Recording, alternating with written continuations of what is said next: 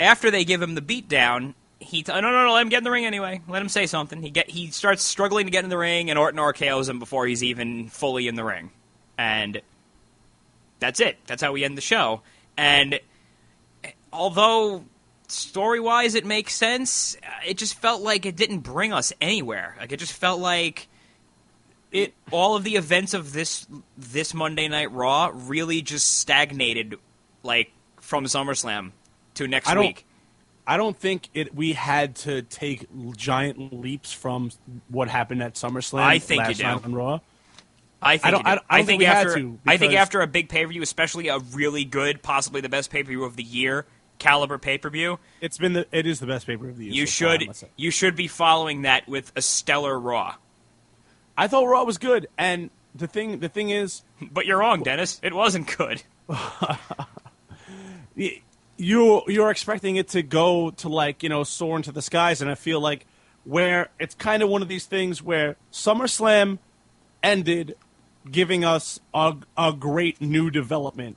Randy Orton stole the title from D-Bry. He is now fully heel. Triple H is also heel. So now we have these evil powers that be holding D-Bry down. That was established.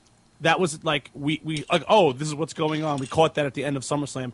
Raw, that final segment of Raw was just, if you didn't know what the story is, if you didn't know what the score was, here we are putting it blatantly to you. And it's kind of like, if D-Bry is going to rise, the very beginning, as in the very first night of his road back to the title, is his complete burial, which is just insulted by Stephanie, you beat down by the Shield, let back in the ring, beat down by Randy, didn't get a word in edgewise, didn't really, he beat up the Shield a little bit, but it was basically just like the very first night is, this looks hopeless for this guy, and he's got to slowly make his way up from there. And it just builds. It's a better build. It's going to be a story. He's got to start at rock bottom. I know. I just feel like with a 3-hour show, you should bring us somewhere slightly ahead of where we left off, and I felt like we didn't do that last night. Not just with this, with just about everything. I think that having the three, I call Triple H the McMahons.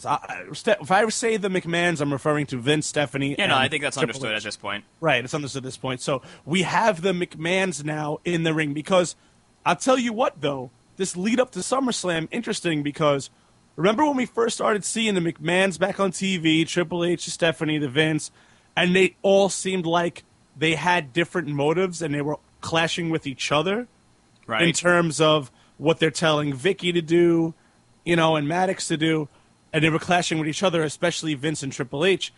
And now to see that, all right, this was our first look of, well, now here's all three of them in the ring as a unit with one motive, and it was just a super establishing moment of the storyline that's going on right now, and I think it worked well. I think in the coming weeks we're going to gradually build from there.